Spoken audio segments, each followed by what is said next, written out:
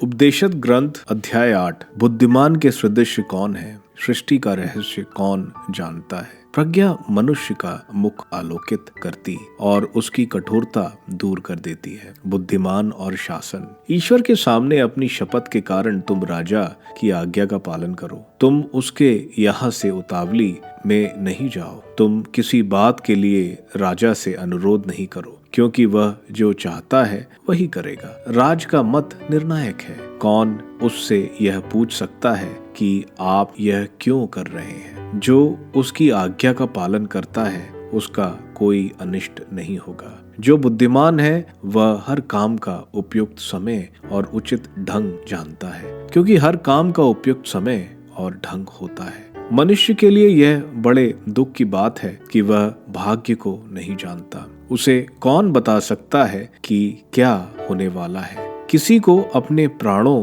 पर अधिकार नहीं, कोई उन्हें नहीं रोक सकता। जिस तरह युद्ध के समय किसी को छुट्टी नहीं मिलती, उसी तरह दुष्टों को अपनी दुष्टता से मुक्ति नहीं। मैंने यह सब देखा जब मैं संसार के समस्त कार्यकलाप पर विचार करता रहा, जहाँ मनुष्य दूसरों पर अधिकार जताता और उन्हें हानि पहुँचाता है। मानव बुद्धि की असमर्थता। मैंने दुष्टों का दफन देखा। मंदिर में जाने के बाद लोगों ने नगर में उनका आचरण बुला दिया। यह भी व्यर्थ है। मनुष्य अपने हृदय में इसलिए बुरी योजनाएं बनाते रहते हैं कि अपराधियों को तुरंत दंड नहीं दिया जाता। दुष्ट सैकड़ों को कर्म करने के बाद भी कुछ समय तक जीवित रहते हैं। फिर भी मैं यह जानता हूँ ईश्वर के भक्तों का कल्याण होगा, क्योंकि वे ईश्वर पर श्रद्धा रखते हैं। किंतु दुष्ट का कल्याण नहीं होगा। वह छाया की तरह लुप्त होकर बहुत समय तक जीवित नहीं रहेगा, क्योंकि वह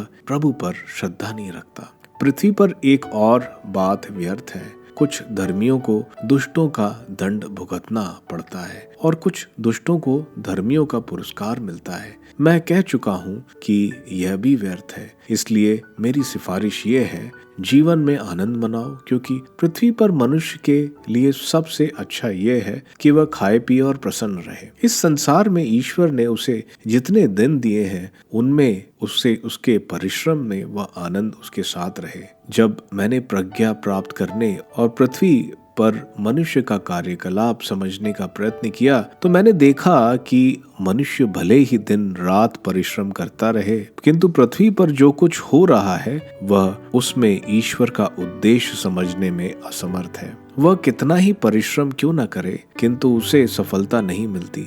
यदि ज्ञानी यह समझने का दावा करता है तो भी वह उसका पता लगाने में असमर्थ है।